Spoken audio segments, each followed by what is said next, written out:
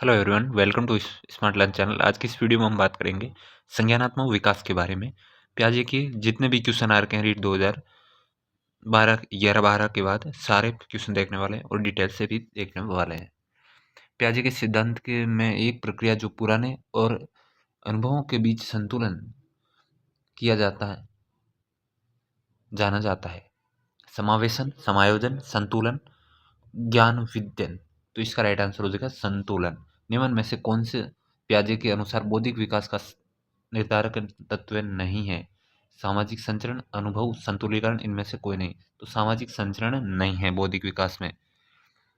Schema का मतलब क्या है? खंडन, क्रियाविधि, अधिगम विधि, लंबे समय तक याददाश्त में सूचना को संगठित पैकेट्स का एकत्रित, शारीरिक प्रतिवाद, क्रियाविधि। तो इसका राइट आंसर लंबे समय तक याददाश्त में सूचनाओं को संगठित पैकेट्स का एकीकृत होना।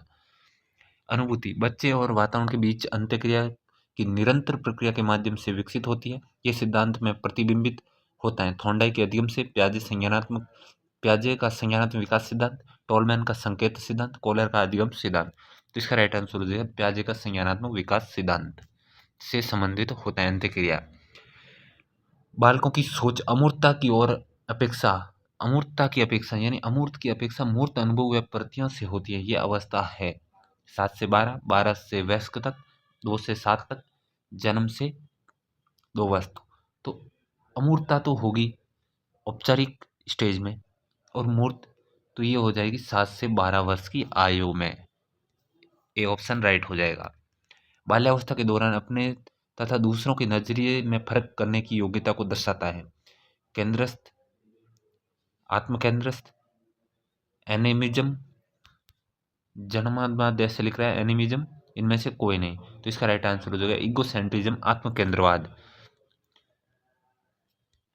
आगे क्वेश्चन, एक विशेष स्तर पर बच्चे मौलिक तर्क का इस्तेमाल करना शुरू कर देते हैं तथा इस सभी प्रकार के प्रश्नों का जवाब जानना चाहते हैं। पियाजे ने इसे अंतर्ज्ञान कहा है। पियाजे के अनुसार निम्न में से कौन सा चरण का अर्थ है? साकार संचालन, पूर्व संचालन, औपचारिक संचालन, उपरोक्त में से कोई भी नहीं। तो ये पूर्व संचालन है, अंतर्ज्ञान कहा जाता है।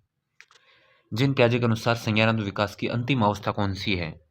संवेदिक पेशी अवस्था, अमूर्त संक्रियात्मक अवस्था, उत्तर संक्रियात्मक अवस्था, मूर्त संक्रियात्मक अवस्था। इसका राइट आंसर है अमूर्त संक्रियात्मक अवस्था। आगे देखते हैं, जब हम वर्तमान स्कीमा का प्रयोग बाह्य जगत के विश्लेषण हेतु करते हैं तब उसे कहा जाता है आत्मसातीकरण, संबंध, अनुकूलन, संतुलन। तो उसे आत्मसातीकरण कहा जाता है। बाह्य जगत के लिए प्रयोग करते हैं तब। पियाजे के अधिगम के संज्ञानात्मक विकास सिद्धांत के अनुसार वह प्रक्रिया जिसके द्वारा संज्ञानात्मक संरचना को संशोधित किया जाता है और कहलाती है। पियाजे के अधिगम सिद्धांत में वह प्रक्रिया जिसके द्वारा संज्ञानात्मक संरचना यानी ज्ञान स्कीमा को संशोधित किया जाता है वह क्या कहलाता है? स्कीमा तो संशोधन होगा स्कीमा। प्रत्यास्मरण नहीं। समायोजन, समावेशन कोई है ही नहीं, स्कीमा को इसे समायोजन कहते हैं। संशोधन आ जाए तो समायोजन होगा, एडजस्टमेंट। जिन पियाजे के संज्ञानात्मक विकास के सिद्धांत में कौन सी अवधारणा संबंधित नहीं है? स्कीमा, आत्मसातकरण, अधिग्रहण, व्यवस्थापन। तो इसका राइट आंसर हो जाएगा अधिग्रहण संबंधित नहीं है। आत्मसातकरण है वर्तमान स्कीमा का प्रयोग बाह्य जगत के विश्लेषण के लिए, बेहतर में बदलने की प्रक्रिया, आंतरिक दुनिया को अनुकूल करना होना। तो इसका राइट आंसर हो जाएगा वर्तमान स्कीमा का प्रयोग बाह्य जगत के विश्लेषण के लिए प्रयोग करना। ये क्वेश्चन रिपीट भी होते हैं। दृष्टि से ओझल हो जाने के बाद मस्तिष्क में से ओझल हो जाना किस विकासात्मक अवस्था की विशेषता है? संवेदीगामक अवस्था, पूर्व संक्रियात्मक अवस्था, मूर्त संक्रियात्मक अवस्था, औपचारिक संक्रियात्मक अवस्था। तो ये संवेदीगामक अवस्था की है। दृष्टि से ओझल होगी तो वो वस्तु मस्तिष्क से भी ओझल हो जाएगी, वस्तु स्थायित्व नहीं। पूर्व संक्रियात्मक अवस्था का बालक दौड़ते हुए सड़क पर गिर जाता है और कहता है कि सड़क ने उसे धक्का दिया। यह निम्न में से किसकी विशेषता दर्शाता है? आत्मकेंद्रीकरण की, एनिमिज्म की, वस्तु स्थायित्व की, एबी खोज की। तो इसका राइट आंसर हो जाएगा एनिमिज्म को। वो जीववाद की तरह जीवित समझता है सभी वस्तुओं को। निम्नलिखित में से कौन सी जिन पियाजे द्वारा प्रदत्त यानी दी गई मूर्त संक्रियात्मक अवस्था की विशेषता नहीं है? विचारों की विलोम्यता, संरक्षण, क्रमबद्धता व पूर्ण अंश प्रत्यय का उपयोग, संकेतात्मक कार्यों का प्रादुर्भाव। तो इसका राइट आंसर हो जाएगा संकेतात्मक कार्यों का प्रादुर्भाव विशेषता नहीं है मूर्त संक्रियात्मक की। बाकी सभी है, विचारों की विलोम्यता आ जाती है, संरक्षण, क्रमबद्धतापूर्ण अंश प्रत्यय का उपयोग होता है। निम्नलिखित में से कौन सी जीन पियाजे द्वारा प्रदत्त संज्ञानात्मक विकास की निर्धारित अवस्था नहीं है? औपचारिक संक्रियात्मक अवस्था है, संवेदीकामक अवस्था है, पूर्व संक्रियात्मक अवस्था है, औपचारिक है, अनौपचारिक नहीं है। मूर्त संक्रियात्मक अवस्था तो अनौपचारिक कोई है नहीं, औपचारिक होती तो ये हो जाती, तो ये ऑप्शन गलत है। जीन पियाजे के संज्ञानात्मक विकास के सिद्धांत में कौन सी अवस्था में विद्यार्थी वस्तुओं या क्रियाओं को प्रत्यवर्ती को समझने लगता है। मूर्त संक्रियात्मक अवस्था, औपचारिक संक्रियात्मक अवस्था और अंतःप्रज्ञा अवस्था, पूर्व संप्रत्यात्मक विचार अवस्था। तो इसका राइट आंसर हो जाएगा प्रत्यवर्ता। क्रियाओं की प्रतिवर्त्या मूर्त संक्रियात्मक अवस्था में समझने लग जाता है। एक बालक बालिकाएं वस्तुओं को गर्म होने या नहीं होने के अनुसार अपने मौजूदा व्यवहार की स्कीम में संशोधन कर लेता या लेती है। जीन पियाजे के अनुसार यह उदाहरण संज्ञानात्मक विकास की निम्नलिखित में से किस प्रक्रिया से संबंधित है? अनुकूलन, स्वांगीकरण, साम्यावस्था, असाम्यावस्था। तो इसका राइट आंसर हो जाएगा अनुकूलन से संबंधित, उसी के अनुकूल ढाल लेता है।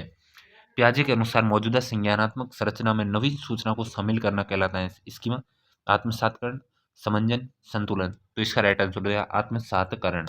ये पीटीआई 2023 का क्वेश्चन है। अब देखते हैं मूलभूत अवधारणाएं।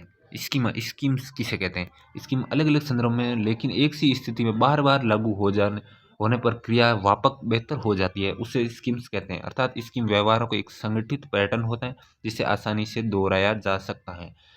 बालक स्कूल जाने से पूर्व तैयार होना, ये एक तयशुदा रूटीन के अनुसार है। जैसे बालक को ड्रेस पहनना, जूते पहनना, बैग उठाना, ये व्यवहार में शामिल संगठन पैटर्न होते हैं, ये स्कीम्स हैं। स्कीमा किसी विषय पर ज्ञान का संगठित समूह को लंबे समय तक याददाश्त, लॉन्ग टाइम मेमोरी में एकत्रित होना, अनुभव के सही अर्थ निकालने का व्यवस्थित तरीका। स्कीम्स व्यक्ति के विश्व के विभिन्न पक्षों, रूपों के बारे में उसकी ज्ञान धारणा को अभिव्यक्त करने वाली संरचना होती है। स्कीम्स में किसी व्यक्ति को किसी अवधारणा या गुणों को प्रति समझ रेखा चित्र प्रस्तुत किया जाता है। स्कीम्स व स्कीमा में समायोजन परिवर्तन जारी विस्तृत होता है। स्कीमा एक ऐसी मानसिक क्रिया है जिसका सामान्यीकरण किया जा सकता है। आगे देखते हैं अडेप्टेशन, अनुकूलन। अनुकूलन क्या होता है? बालक उसके वातावरण के मध्य चलने वाली परस्पर क्रिया द्वारा समतुल्य, अर्थात उसके बालक वातावरण के साथ साथ सीधे पारस्परिक क्रिया प्रतिक्रिया द्वारा योजना निर्माण कर लेता है। इससे दो पूरक गतिविधियां, एक तो समावेशीकरण यानी आत्मसातीकरण, असिमुलेशन, एक समायोजन या समावेशीकरण, अकोमोडेशन। समावेशीकरण, आत्मसातीकरण, मौजूदा ज्ञान स्कीमा में नई जानकारी शामिल करने की प्रक्रिया। समावेश करना, आत्मसात करना, आत्मीकरण करना, असिमुलेशन होता है।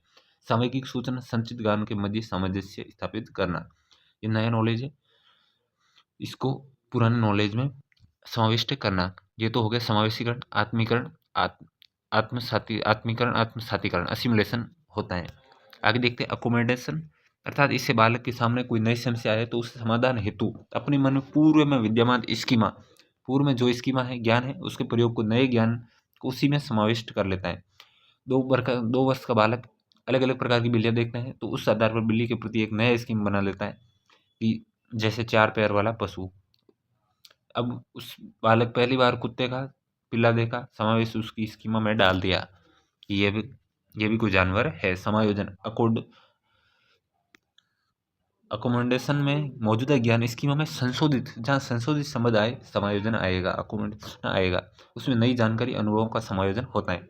इसमें किसी नई समस्या के समाधान हेतु अपने मन में पूर्व में विद्यमान स्कीमा का प्रयोग न करके उसमें संशोधन करते हुए नई स्कीमा का निर्माण करते हैं। बालक के सामने बार बार कुत्ते के पिल्ले से होगा तो उसे बिल्ली व कुत्ते में अंतर का ज्ञान हो जाएगा कि ये बिल्ली होती है, ये कुत्ता होता है। तो इस प्रकार वह नए अनुभव के आधार पर पिल्ले के विषय में एक अन्य नया स्कीमा विकसित कर लेता है। तो पुराने में ज्ञान में नया ज्ञान आने से प्रोडक्ट चेंज हो जाता है, तो उसे कहते हैं, उसे समायोजन कहते हैं। आगे देखते हैं साम्यधान या संतुलीकरण। संतुलीकरण से बालक समावेशीकरण समायोजन की प्रक्रिया के मध्य एक संतुलन कायम करता है, अर्थात ये बालक द्वारा अपनी संज्ञानात्मक संरचनाओं को स्थिर करने का प्रयास होता है।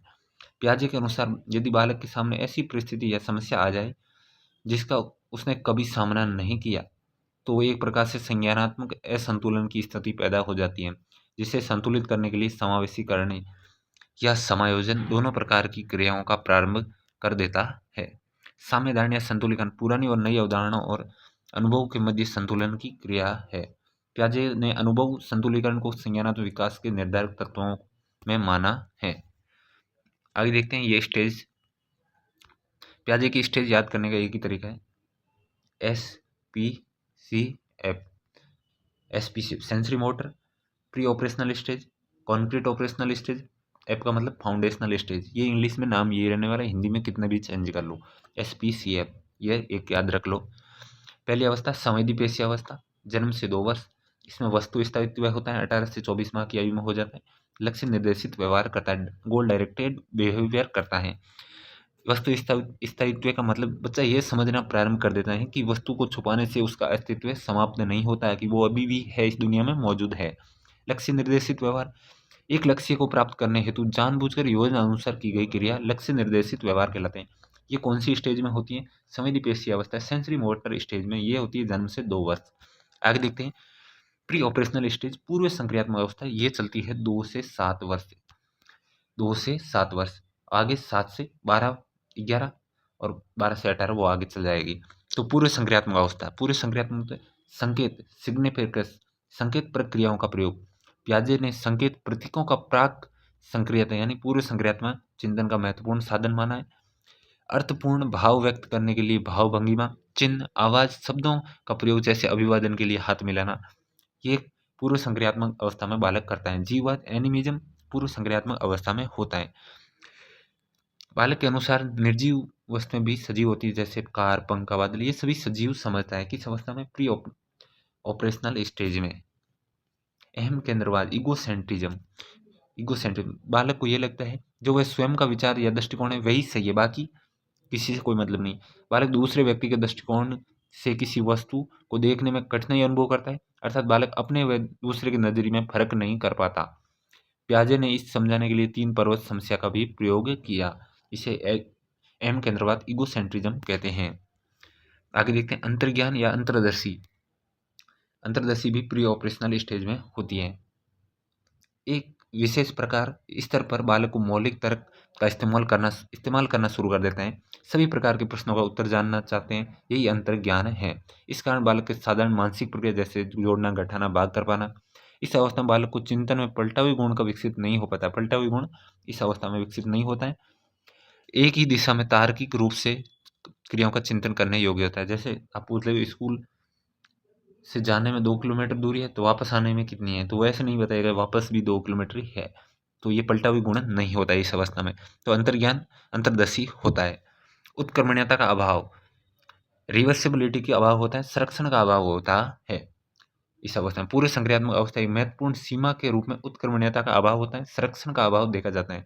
उदाहरण के तौर पर एक बच्चा यह कहे कि उसे लंबे गिलास में दूध पीना है, चौड़े गिलास में नहीं, जबकि दोनों दूध में कहेगा चौड़े गिलास में नहीं पिएगा, तो दोनों दूध बराबर है, ये संरक्षण का अभाव होता है। लक ऑफ रिवर्सिबिलिटी एंड कॉन्वेशन, श्रेणीबद्ध वर्गीकरण का भी अभाव होता है प्री ऑपरेशनल स्टेज में। श्रेणीबद्ध वर्गीकरण से अभिप्राय वस्तुओं के गुण दोष की समान अंतर के आधार पर उसे वर्गीकृत कर पाना, इस अवस्था में श्रेणीबद्ध वर्गीकरण का अभाव पाया जाता है। पियाजे ने इसके लिए वर्ग समावेशन का प्रयोग किया, जिसमें 12 लाल फूल एवं 4 नीले फूल दिखाकर बच्चों से पूछा लाल फूल ज्यादा है या फूल ज्यादा है, तो इसका आंसर आप सोचोगे तो फूल ज्यादा है, लेकिन उन बच्चों ने कहा लाल फूल ज्यादा है। तो ये श्रेणीबद्ध वर्गीकरण का अभाव पाया जाता है। आगे देखते हैं ठोस संक्रियात्मक अवस्था, कॉन्क्रीट ऑपरेशनल स्टेज 7 से 11। पहले इस अवस्था की विशेषता देखते हैं। ये बालकों को चिंतन प्राक क्रियात्मक अवस्था की अपेक्षा अधिक तर्क संगत, क्रमबद्ध, लचीला होना प्रारंभ हो जाता है। ये हवाई किले बनाना कम कर देता है और वास्तविक दुनिया यानी यथार्थ को समझना शुरू कर देता है। किंतु चिंतन पूर्णतः क्रमबद्ध, लचीलेपन, तर्क संगतिकरण को प्राप्त नहीं होता है, क्योंकि चिंतन में मूर्तता प्राप्त होती है, अमूर्तता का अभाव होता है इस अवस्था में भी। इसका नाम भी ऐसे ही है, देख लो, कॉन्क्रीट ठोस या मूर्त संक्रियात्मक अवस्था। मूर्त संक्रियात्मक, तो इसे मूर्त चीज़ अमूर्त विचार के बारे में अभी नहीं सोच पाएगा। इस अवस्था में पलटा हुई उत्क्रमणीयता, पलटा हुई गुण आ जाते हैं। ये बालक समझने लगते हैं कुछ प्रक्रिया उत्क्रमणीय हो सकती है, जैसे इस बात का ज्ञान हो कि जोड़ घटाना जोड़ की उत्क्रमणीय प्रक्रिया है। और संरक्षण आ जाता है। इस बालक में परिवर्तनशीलता स्थिरता को समझना प्रारंभ कर देता है। बालक किसी वस्तु को रंग रूप आवरण के परिवर्तन उसके वास्तविक गुण तत्व से भिन्न है और भौतिक वस्तुओं में द्रव्यमान संख्या क्षेत्रफल आयतन आदि परिवर्तन को समझने लग जाता है। वर्गीकरण पिछली अवस्था में श्रेणीबद्ध वर्गीकरण नहीं कर पाता था। इस अवस्था में देखते हैं वर्गीकरण वस्तुओं का वर्गीकरण उसे विशेष गुण के आधार पर विभाजित करता है। क्रमिक रूप से उन्हें व्यवस्थित करना सीख जाता है। यहाँ उदाहरण है, यदि बालक को कुछ रंग बिरंगे काट दिए जाए तो उन्हें रंगों के आधार पर आसानी से बांट सकता है कॉन्क्रीट ऑपरेशनल स्टेज में। इसके साथ साथ वस्तुओं को अनेक आकार क्षेत्रफल लंबाई के आधार पर वर्गीकरण का कौशल भी विकसित हो जाता है। पियाजे ने इसे पंक्तिबद्धता भी कहा है। मूर्त तार्किकता कॉन्क्रीट इस स्टेज का भी नाम कॉन्क्रीट है तो कॉन्क्रीट बच्चे तभी व्यवस्थित तार्किक ढंग से सोच पाते हैं जब उसके सामने कोई मूर्त जानकारी हो जिसे प्रत्यक्ष अनुभव कर सके। अमूर्त विचार वास्तविक दुनिया में दिखाई नहीं देते, उनके संदर्भ में उनकी मानसिक संक्रिया से ठीक की नहीं करती। उदाहरण, यदि बच्चे के असमान लंबाइयों की छड़ियों के जोड़ दिखाए जाए तो वह जल्दी इस निष्कर्ष पर पहुंच जाता है कि कौन सी छड़ लंबी है कौन सी छोटी। परंतु इसके सामने काल्पनिक रूपांतरण बच्चे के सामने पेश किया जाए, शीला विमला से लंबी है, विमला कुसुम से लंबी है, उनमें से सबसे लंबी कौन है, तो ऐसे प्रश्नों का उत्तर देने में बालक को कठिनाई होगी कॉन्क्रीट स्टेज में। आगे है औपचारिक फॉर्मल ऑपरेशनल स्टेज। औपचारिक संक्रियात्मक अवस्था 11 से 15 वर्ष। इसमें चिंतन की क्रमबद्धता आ जाती है, वास्तविकता वस्तुनिष्ठता विकेंद्रीकरण का भाव आ जाता है। अमूर्त परिकल्पित तार्किकता अब्स्ट्रैक्ट हाइपोथेटिकल रीजनिंग। इसमें क्या होता है, अमूर्त परिकल्पित तथ्य के विपरीत विचारों के बारे में तर्क करने की योग्यता का विकास होने लगता है। एक विद्यार्थी ऋणात्मक संख्या की समझ रखता है और प्रभावी ढंग से उसका उपयोग गणितीय प्रक्रियाओं में भी करता है। सोचने विचारने कल्पना करने तर्क करने निरीक्षण अवलोकन आदि के प्रयोग में उचित निष्कर्ष निकालने की पर्याप्त क्षमता का विकास होता है। स्मरण शक्ति रटन पर आधारित न होकर तर्क और समझ पर आधारित हो जाती है। इसमें अमूर्त तर्क की क्षमता आ जाती है। औपचारिक में उच्च स्तरीय संतुलन होता है। बालक के संज्ञानात्मक विकास की प्रणाली उच्च स्तरीय संतुलन प्राप्त कर लेती है, अर्थात बालक समस्या समाधान में बहुत सारी संभावनाओं को तलाश लेता है, चाहे वह मूर्त हो या अमूर्त हो। किशोर अहम केंद्रिता एडोलसेंस इगोसेंट्रिज्म। किशोर ये समझने लग जाता है कि दूसरे लोगों के विचार उससे अलग हो सकते हैं, पर वे अपने स्वयं के विचार विश्वास अभिव्यक्ति पर ध्यान केंद्रित करते हैं। किशोर द्वारा यह सोचना कि सारी कक्षा मेरे बारे में यह सोच रही है कि मैं अच्छा नहीं दिख रहा, व्यक्तिगत दंत कथाएं काल्पनिक श्रोता और अपराजिता पादुर्य भाव विकसित हो जाता है। तो ये थी पियाजे की स्टेज। आप ऐसे ही याद रख लो SPCA। एस मतलब संवेदी मोटर स्टेज जन्म से 2 वर्ष, पी प्री ऑपरेशनल स्टेज 2 से 7 वर्ष और 3 कॉन्क्रीट ऑपरेशनल स्टेज सी का मतलब और 7 से 11 और एफ का मतलब फॉर्मल ऑपरेशनल स्टेज। इंग्लिश में याद रखोगे तो बेटर रहेगा। बुर्नर के संज्ञानात्मक विकास की वह अवस्था जो पियाजे के पूर्व संक्रियात्मक अवस्था के समानांतर है। संकेत प्रतिबिंबात्मक संकेत अवस्था सक्रिय अवस्था, इनमें से कौन सी, तो इसका राइट आंसर हो जाएगा प्रतिबिंबात्मक अवस्था। बुर्नर ने 3 अवस्था दी है, ये देख ले तीनों बुर्नर की। सक्रिय अवस्था इसमें जन्म से 2 वर्ष की है। बालक ज्ञानेंद्रियों का प्रयोग कर सक्रिय रूप से संज्ञान विकसित करता है। प्रतिबिंबात्मक अवस्था आइकॉनिक स्टेज 2 से 7 वर्ष।